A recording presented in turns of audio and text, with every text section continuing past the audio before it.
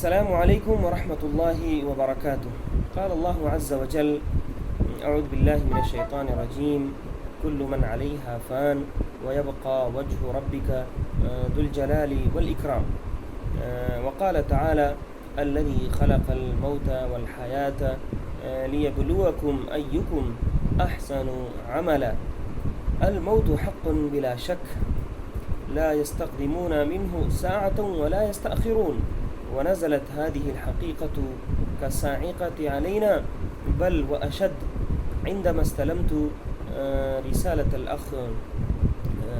الأخ فادي السمهوري أن انتقل إلى جوار رحمة ربه فضيلة شيخنا الوالد علي بن حسن الحلبي، فتفتر القلب، بل وأصبح فارغا عن حمل هذا الحزن والمصاب الجلل، وكاد ألا يصدق الخبر، لأن الخبر السار يأتي دائما أن حالة الشيخ قد تحسنت، ولكن أمر الله كان مفعولا، ولا يسأل عما يفعل وهم يسألون، فقدر الله وما شاء فعل، ولا نقول إلا ما يرضي ربنا، إنا لله وإنا إليه راجعون.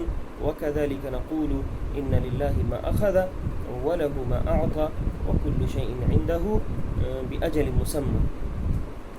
أنا شخصيا تعرفت على الشيخ الإمام الألباني رحمه الله تعالى في الصغر، ولما كبرت سني سمعت عن الشيخ علي الحلبي، ولكن لما كنت في المدينة المنورة في الجامعة الإسلامية لأجل الدراسة فيها، فاستفدت بالشيخ علي حق الاستفادة عبر الشبكات العنكبوتية، فانبهرت بشخصيته الكبيرة الجليلة، وقد وفقني الله عز وجل لقاء الشيخ في المدينة، فتشرفت به ولله الحمد.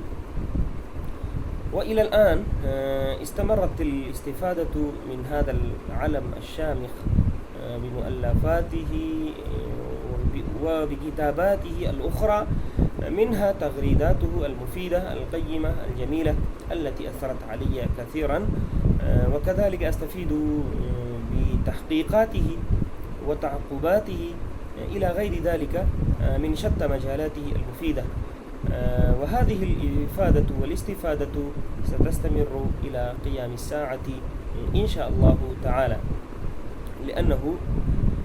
لأنها علم ينتفع به، وهي من ضمن الصدقة الجارية. فأسأل الله عز وجل أن يتقبل جهود الشيخ علي الحلبي رحمه الله رحمة واسعة، ويتقبله شهيدا عنده، ويلهم أهله وذويه الصبر والسلوان.